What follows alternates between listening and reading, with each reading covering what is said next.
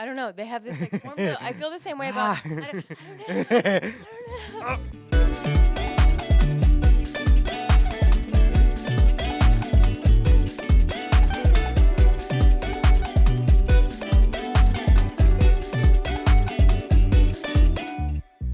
Hello, welcome to another Latino with a podcast. I'm the Latino with a podcast, Christian Hennings Mayer, and today I am with Rachel Marsh. Yay! Yay.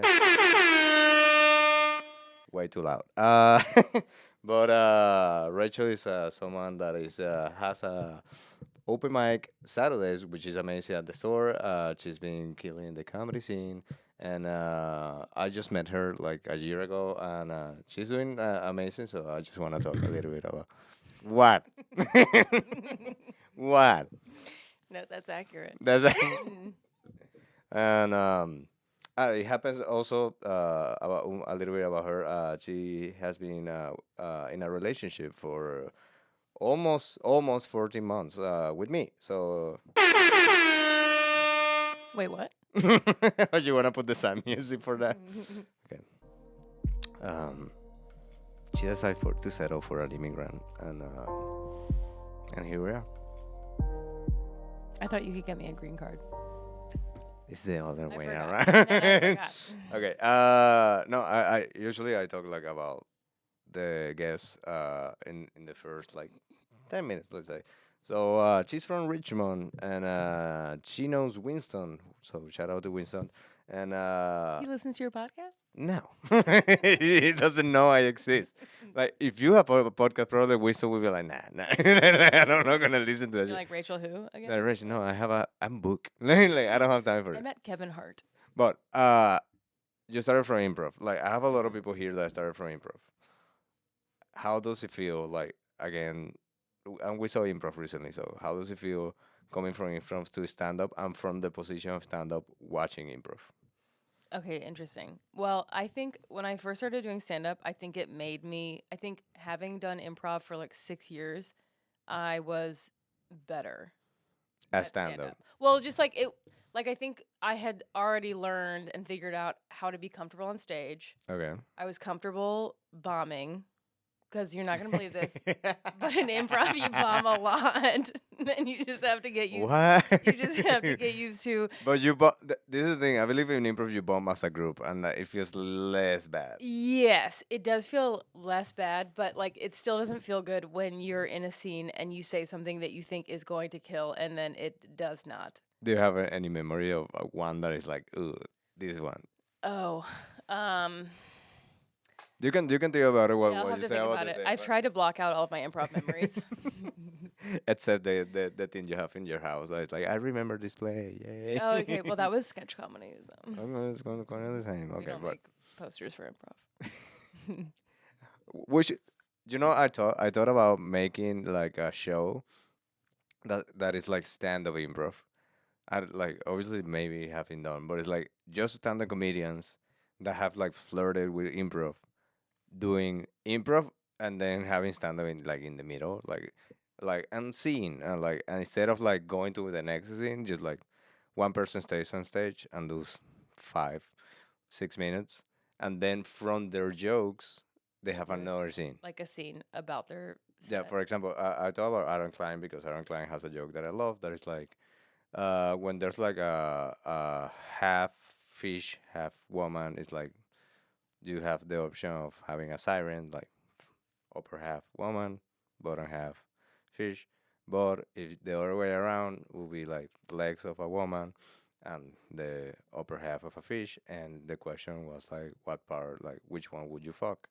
And he was like, I think that's a stupid question because I would rather just fuck the fish. I was like, that's such a good joke. I was like, it would be funny to have that as a joke, and then there's an improv of a pirate Yeah, that yeah. falls in love with a siren, Yeah. and having a love triangle between a siren and a fish. Like it would be funny to then play that out. Also, it would be hilarious to see an improv set of your set. Yeah, I believe that would be funny. Okay, Yeah. maybe we'll do it. I'll talk to Aaron Klein. Okay. Maybe we can do a pop up, just like one show and see what happens. A Tuesday good show. Yeah, Tuesday good show. takeover. I like that. Hey, I'm gonna tag you. I don't remember his name. That guy. What's his name again? Keller. I'm pretty sure his Keller. name is Keller, But but but not. I decided to say it so confidently whenever I talk to him. That So probably now he's like, okay, he's that's like, my wait, name, I guess. he's like, is my name Keller? But getting back to improv to stand up Hmm. because now you do stand up and Hmm. I haven't seen you doing improv again. Would you think? Do you think you're gonna at some point like do improv again, or you're like nah stand up? Probably not, especially after seeing that show on Tuesday. Just kidding, just kidding, Keller. It was really good. No, But no. I'll say something about improv and because from the perspective I have in Venezuela, and I said it to you that day that it needs more here. I feel like it's so easy to get into conversational improv. It's like in Venezuela, it's like no, you have to something has to happen. Mhm. Two characters cannot go into a place and and sit in two chairs. Mhm. That cannot happen in Venezuela. Like something will happen if two characters do that. The third character have to put them out of the situation. And here I've seen it so much time that's like, we're in the car. Mhm. I'm like, yeah, but something has to happen. You Yeah, cannot just be exactly. Well, driving. because it's just Come like on. easy. Yeah, exactly. It's It, easy to just like think like, well, I'll just say something funny, yeah, like, but and it's like, that's I'm bored. Bring in the chainsaw. normal. Okay. But when did you transition from improv to stand up? I done improv for like improv and sketch for like 6 years, and it was before the pandemic. And I don't know. I got to a point where I felt like I could do improv like pretty good, no matter what the situation. Like I could like get on stage with anybody and like no matter whatever show and whatever, and I could do like I could handle it pretty well. But I didn't feel like I was getting better, and so I just was curious to see what would happen if, because like, and some of my friends had transitioned to stand up, and so like I like decided to just like write out a set, and I was like, I'm just gonna go to an open mic and try this, and I and see if this was like a new kind of like, it felt cooler. Okay, but the first time did you do it like did you do well or did you bomb? Yeah, I did like decent. That's the thing that hooks you up. Yeah, You do good, and exactly. then like, Yeah, okay, I like this, I like this, I yeah. like this, and Cause then you I bomb. I was like, oh oh. yeah, no, the first time I bombed, I was like, I'm never doing this. How was the first time you bombed? It was bad. I mean I wasn't like I'm never doing this again, but I definitely like I started doing stand up for just like a little bit, and then I just sort of lost interest a little bit because I was not doing as well, and cuz I had this bit and it was like a whole story, and that story wasn't doing that The well. birthday one. Yeah. Okay, Yeah. I have good memory. Okay, I listened to my girlfriend. Yeah. Okay, there you go. Points. I just have a score here of points. I am a good boyfriend. Very Okay, good. keep Now you going. tell the birthday story then. I know the birthday story. It was like you either were a server or were at a restaurant that they were singing happy birthday to a guy, but it was just the guy and like people that apparently just went there to sing happy birthday. And when it was the part of his name, everybody was like, "Happy birthday." Happy birthday to you. Okay, you got the gist of it. Okay. Yeah, All right, I'll give it to you. okay. It was Yeah. like it was friends. I don't know, remember if it was friends of him, but Yeah. the situation is just so funny that like happy Yeah. birthday. Well, what made it Fuck. like funniest is that it was like a 40s and 50s singles meetup group, and so it was just like the saddest way to spend your birthday. And then like nobody remembered his name. And it was And so he has been sitting with like oh, it was like the end of the night. okay, And like knowing nobody remembered his name, and he got so embarrassed and he was like mad and and zero matches for sure. yeah, yeah, it was Did you match with Birthday Boy? Or yeah. nah. It was so embarrassing and so public. And so anyways, I tried to make that into a stand-up bit. And I think I've thought about doing it now. I've thought about like cuz that's like a really funny I believe is that I believe you can with the experience that you have now you can make yeah, I think I could try. But like but that's the thing too. People think that storytelling stand-up is so easy because people who are good at it make it seem easy, but it's really hard. I love storytelling, like because I got comfortable with the moments of silence, and you know I have plenty of jokes that I have one that about a fake number that is one of my closers now because it's so fucking good as a Mhm. joke that is at some point I see that people are like, dude, where's the joke? But they're like interesting in the story, Yeah. so they allow me to keep going without like taking the attention back. Mhm. And I believe that's the problem with storytelling. You have to be so good, every part of it, not funny, but so good and interesting that people won't be like, "What the fuck? We pay for a stand-up show. Like, we're Yeah. we're not laughing." Yeah, exactly. And then like the end has to be just like it has to go home. Like it Yeah, has to the land. payout have to be. Yeah, it has to be like Yeah, I believe the if we put like a graph, the payout have to be as strong as the how long it has been. exactly. So Yeah. like this is flip, right? I think. So this is the start of like storytelling and how good the punchline is. I believe the line goes Yeah, exactly. like the longest it gets, the better the payout have to be. Yeah. So And my first joke, put your hand up. My first it was like no good punchline. yeah. It just Yeah. went. It's just like It's just sad. yeah, and I was like stand up's not fun. Okay, but two things before changing to a topic that actually I have a really nice connection.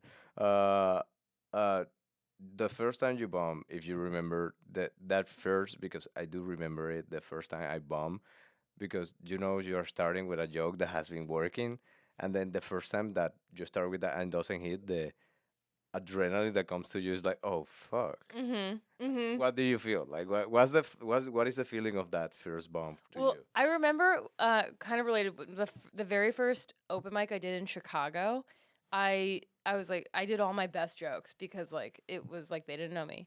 And I had this one about this like anyway, I have this one that killed in Richmond because it did really well in Richmond, and then I did it for the first time in Chicago, and it was like silent. And I realized it was because it's like in reference to this bumper sticker that's very popular in Richmond, and I thought it was like a nationwide thing. I thought it was like everywhere, Yeah. and it's not. And like literally, like when I was in Richmond, people would come. Somebody came up to me after a show and said that was his favorite joke of the night, and I'd been doing stand up for like 2 months, and I was like, I'm so good. I'm incredible. I'm incredible. I'm so natural. How was the first time you bomb, or one of the worst times you bomb on improv? Um, Again, the feeling is like when you go to the bar, it's like, guys, we bomb. It's not like yeah. I'm bad. One time one of my improv team got invited. We got accepted to this festival called Baltimore Improv Festival, I think. And turns out they accept every submission basically. And our set was at like Saturday at like 2:30 p.m. Okay, it's nice hour for improv. Exactly. And it was in this like warehouse. It's like this improv festival had just gotten like 6 different venues and like packed them out or like Yeah. like filled the schedule with anyone who submitted. And it was just like a money fest basically. And so we performed in this weird like empty warehouse at 2:30 p.m. in front of basically nobody. And it was so bad. At one point, my I wasn't in the scene, but like one my friend was like in a scene with another person, and he and he said to her, "I don't know what's going on," and it was like part of the scene, but you could tell it wasn't. Like he was just like, "I don't know what we're doing." We should leave. Yeah, We're taking a car when leaving, and you do the thing that you all kind of are sit down, but you actually start driving. yeah. You actually leave. We just drive back home. We just left Baltimore. Okay. The connection that I have from this to then the one of the topics is I've been seeing on my Instagram reels. There are some guys. This is in Spain that they're doing improv in a way that is so clever. So I really like what they're doing. What they're doing is like they're taking like famous movies, let's say Titanic, and they always have like two people with mics from the audience sit down on stage, and those people make the sounds. And it's so clever because you have the story. The story is already done. You don't have to improvise that much within the story, but the improv comes with the sounds Mm-hmm. because they're like, oh no, like, oh no, we're gonna crash with the iceberg. Oh no. And the people who have the mic, oh, you cannot do the Yeah. sound of a crashing with the iceberg. They're like, oh, this, and they're like, they do like, oh, also I am a disc jockey. I didn't tell you that. Yeah, yeah. And they do that a lot. It's like, oh, it's flood. The lower floors are flooding, and they're like, shh. And I left the sink open, by the way. It's like they do a Or lot like of that, and making it's like, fun of the person. but they have to be scripted. But Yeah. it's so good that it's like, I believe this is you can replicate kind of this here, and seeing a lot of that have like kind of scratched me to do improv. I don't know if I will do it, but Aaron Klein and Ricardo Angulo, both of you are really funny. Let's talk about the pop up of stand up and improv, but doing the improv about what the jokes, the storytelling jokes are about. Because I would love to do your joke about the birthday. Mm-hmm. It's like you do the In a joke, scene. and then it's like, and now scene, and it's like Yeah. the improv group like doing this joke. Yeah. Uh, that would be hilarious. One of my favorite improv, I guess it's like a game or like type or whatever, or like format is it's called The Dream, and they pull up someone from the audience, and they just ask them about their day, and then they just like go through their day, and it's like just a mundane day. They ask them questions, and it's like whatever, and then they do a whole set on that day, and it's so funny. It's always funny because like they just pull little like, Yeah, oh, I'm at the grocery store. Oh, because they ask details too, and it's like, my name is Donna, and like it's always funny. and it always includes the people. Yeah, I hate, and this happened Tuesday, when improv group was like, hey, has someone have a crazy experience with ghost? You, what was your experience? It's like, oh yeah, ghost was haunting, and he appeared in front of my grandma, and and when she died, her, I felt like she waking me up. It's like, okay, that's crazy. Okay, scene. And then they don't do anything related to that. Like, why did you ask this? I thought this was like a setup to the story that you were gonna build. yeah, That day was like, who have like broken a bone? And someone said something. And I was like, oh, I fell from a tree. And there's like, okay. And then they start the improv, and they just start from the tree, but no one broke a bone. It's like, yeah. I thought you were Well, gonna. yeah. What happened? Come on. I want to see. Yeah, I was I like. want to see you break a bone. But we're gonna make a little pause, but then we're gonna continue with the topic that we have. But we're gonna be back. And we are back. She took her headphones. I told her no, but whatever. Don't listen to your boyfriend. I didn't hear it. In my defense, I didn't understand what you were saying. Okay, no, in my accent. Okay, there you Women. go. But no, the topic is. I'm proud to say that I've been watching a lot of brain rot content, more specifically blind Love is Blind. And every time I watch it, and Rafa hears me watching it, he's like, Rachel is making you gay. He does? Yeah, he's like, where's your masculinity? He's like, it's It just was me. your it's, idea. It's me in my room watching Love is It Blind. was your idea to watch the show. You're way more into reality TV than me. Yeah, but it's like it's me. Imagine him passing by to the kitchen to grab something, and it's like, oh, what are you watching? And he comes, and it's like, Love is Blind. Is it because It's you're Love is Blind. Is it because you're jerking off to it? Only when they show the guys. And then when When they show that guy's ass. Where's the bleep part? Oh, Shout out Jarrett. No, so part of that Does he I'll watch tag this? him. Maybe I'll tag him. Like after 8 years, because I don't know when the second season was. I Like don't- we I still don't know. talk about your ass. Yeah. By the way, the level of production in Love is Blind is so they are doing it so good because we watch, I believe, season 8, 9, and 10, and then the 11 has not come out, so we go back to the second Because it's Chicago. because it's Chicago. We want to see if we know anyone. No, we don't. We don't. But the difference is so wild. Like it's like they didn't have money for this shit. Like in the last season, they're like, oh, we have these games and like arrows and mini Like basket, in the pods. like in the pots. And the second season is like, we have some crayons for it, and only for the woman. The guy doesn't have it. If you have it, if you want him to make something, with production have to come take the things to the other side. It is, yeah, it is funny. But Like, yeah. I want to talk. We'll talk more about Love is Blind for sure. Because But let's start from the base of brain rot content and why it's so funny. Like, I don't understand how it is so addictive because most of the time that I'm watching it, I don't want to watch it, and it's like, why do I keep watching this? Mm-hmm. And you know, it's like this is not gonna be fruitful. This is something that I don't want like I won't have any interesting conversation about this. Yeah. This is not gonna give me any context or learning, or I won't recommend it to people like, "Oh, You you have to gotta, you see have to season see 2 of Love is it." Blind. No. So why do you think we watch it? Well, they know how to make it addicting. Like I just they have a formula. What is the formula to you? Like, let's the graphic. Well, it's like they tighten up the stories so well, so it just feels like you're following a story. I feel it's also like it's what you say also that it's like, and Netflix is falling into that, but with actual movies, which is terrible. That is content that you don't have to be watching. Yeah. You can listen to it and then be like, oh, look at that. Yeah, like background shows. Yeah, it's like background shows. Yeah. But Netflix is doing that with action movies, and people are like realizing because the few people that still have a attention span, they're like, why are they telling me all the information they told me Mhm.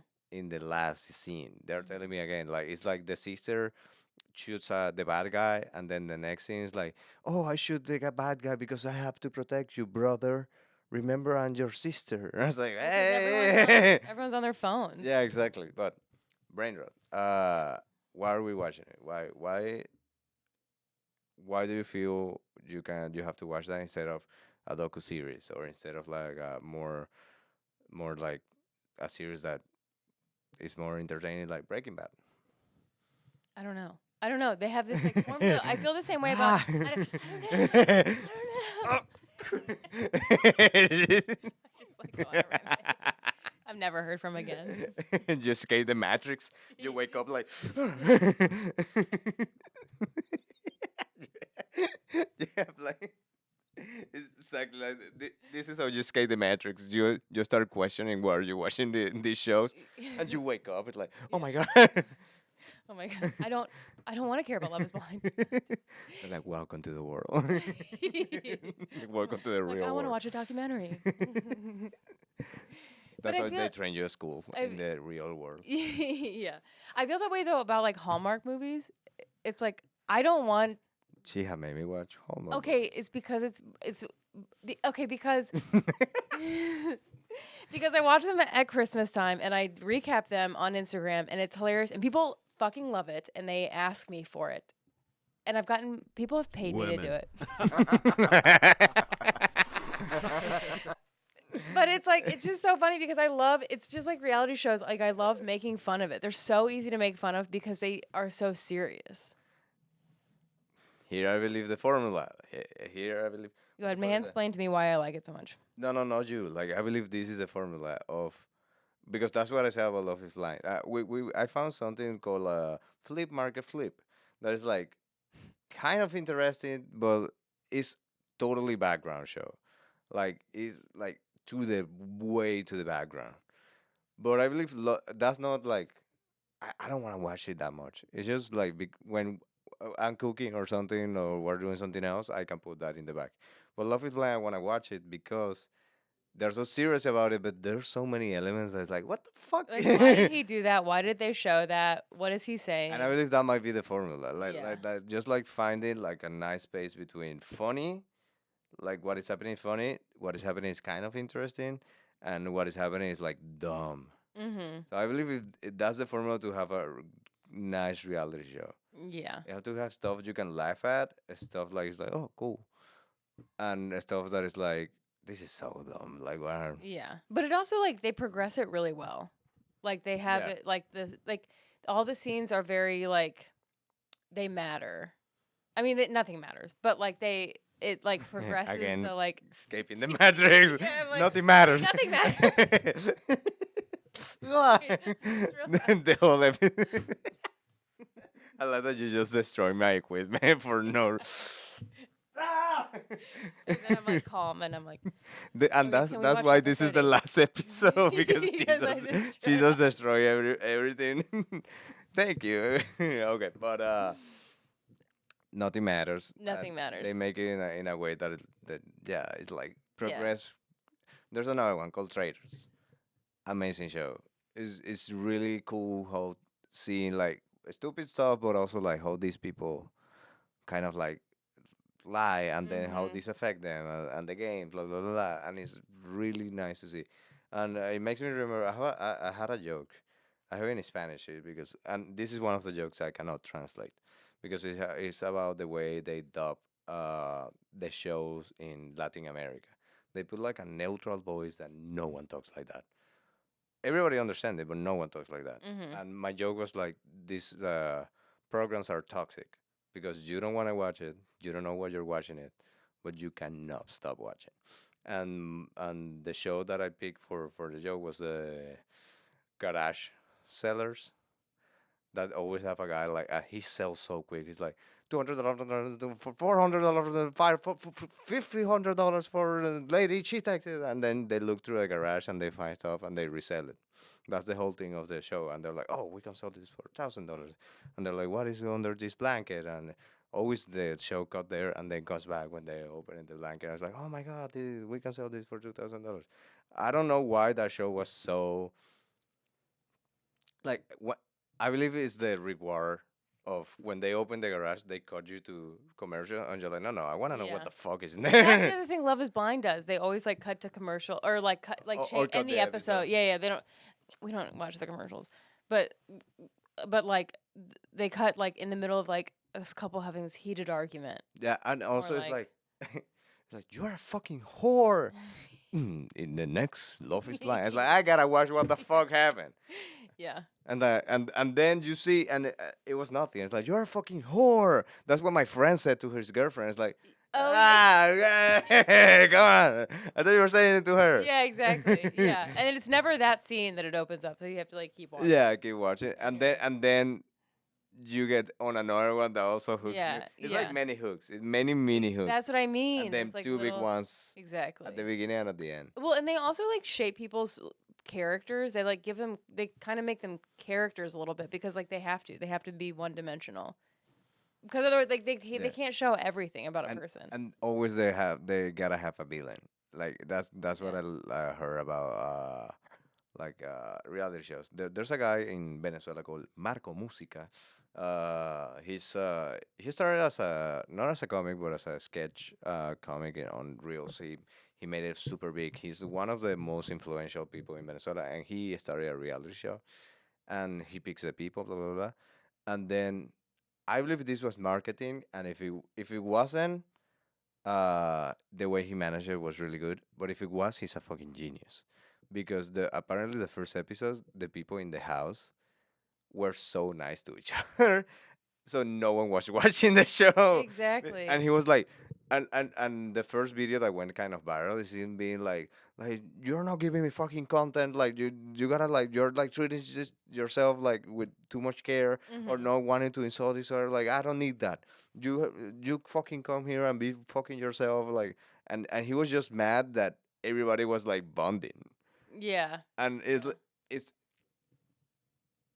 this is why I think he's a genius. I believe that was planned, so he will have bad reviews, really bad reviews. So then a lot of people go into the show to see how bad it is, and then he flip it, Yeah. and that's why I think he's a fucking genius. Yeah.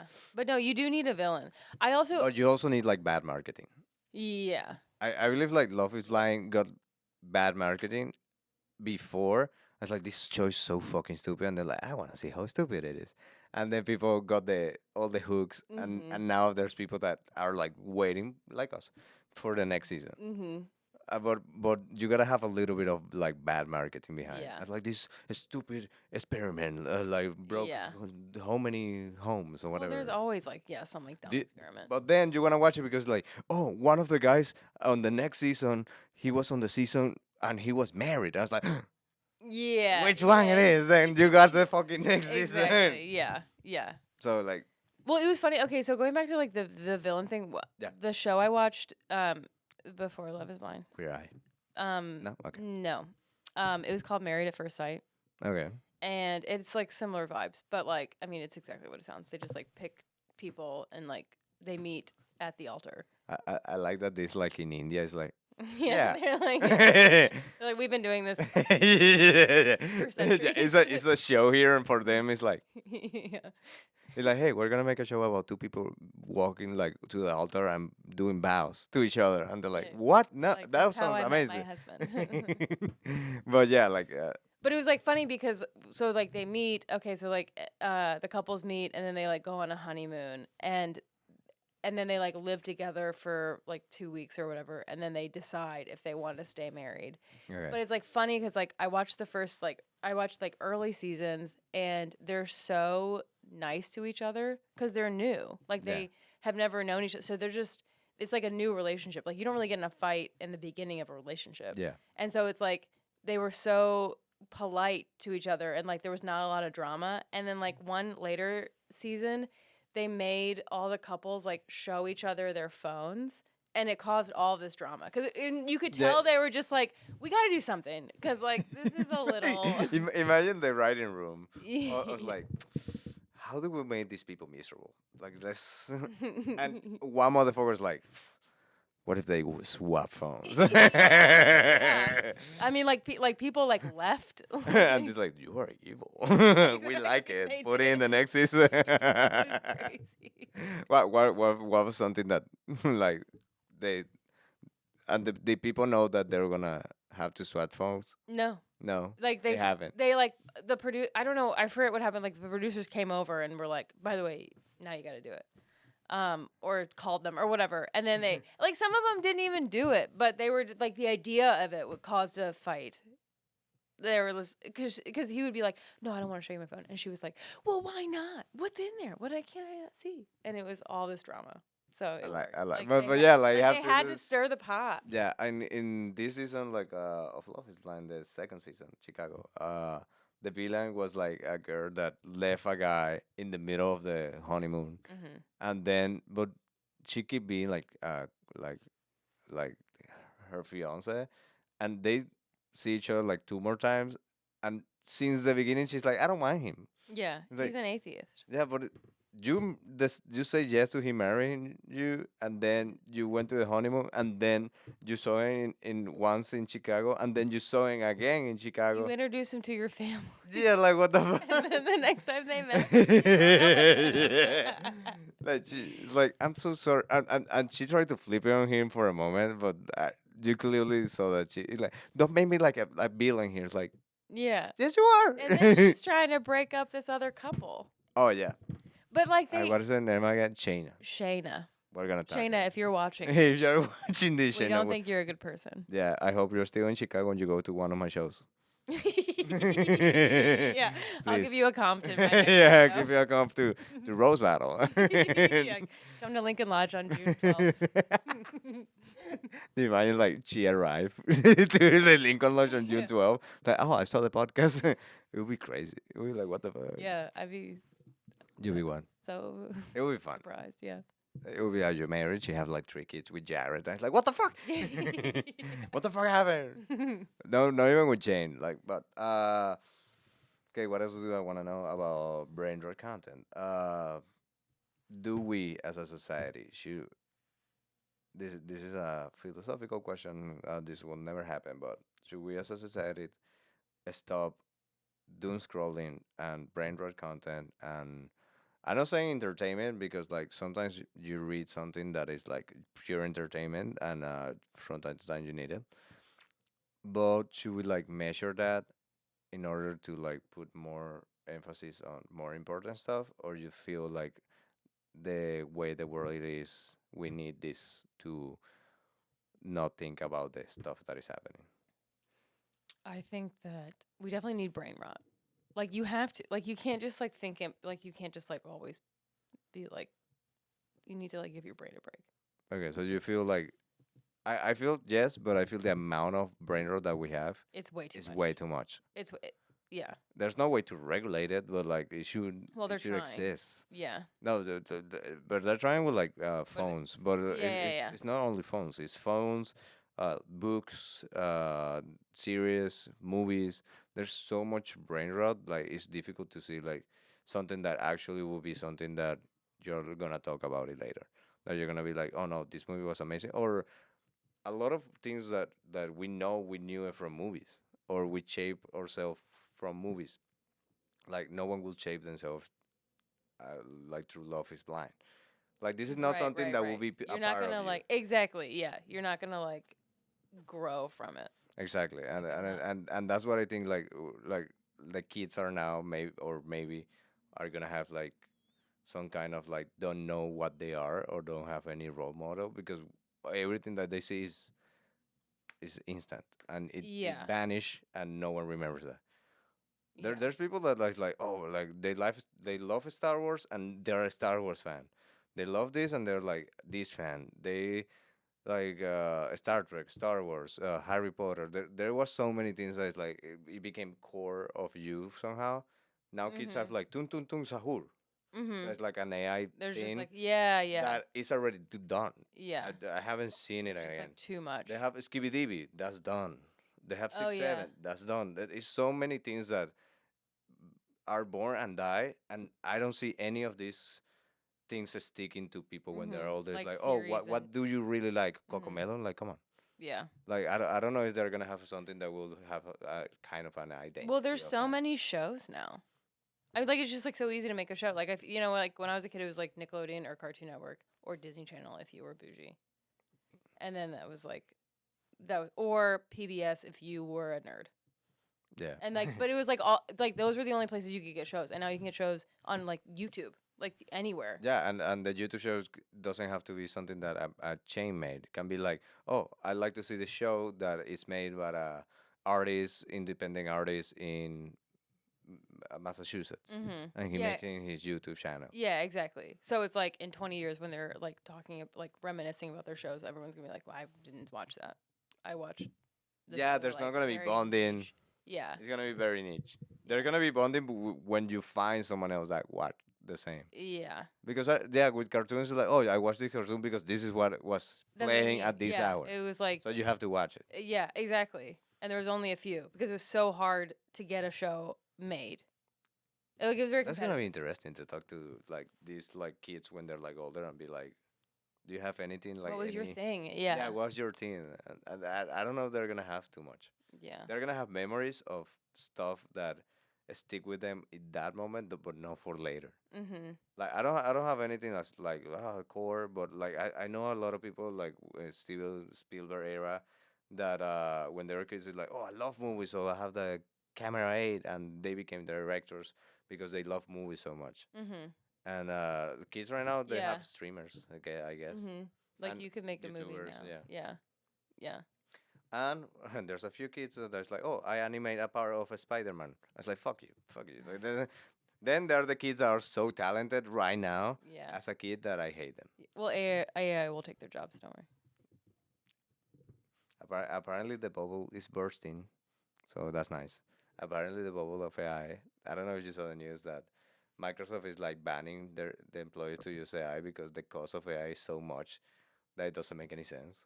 Oh, really? So the bubble is starting to burst. Microsoft is. Uber did the same. They're like, we are not using AI anymore because it's we're not seeing the payout of all the investment. Yeah. So I believe that the bubbles of AI are starting to burst, but OpenAI will still be there to Take over the world. take over the world and create data centers in all the places with fresh water. Yay! And with that, with this really happy note, we're gonna end the episode and go to the bonus content. And so that's it. That's it for now. But we're gonna be back and keep watching. I mean, watch the next. Just click on the But next then, thing. but there's no more episodes. There's no more. No, Don't there's no. watch There's old one more Go back- episode, but like, let's see. With who? With me. With Jared and his ass. Adios. Can I join? No. It's just Jared standing. It's just he's just in the back. That's He all I doesn't want. do That's all I want, anything. And he does me a massage at some point. That's good. Okay, It look good. actually, It look like a good massage. I was like, okay, that's from Love Is Blind season 2. Watch it. Okay, adios. Adios.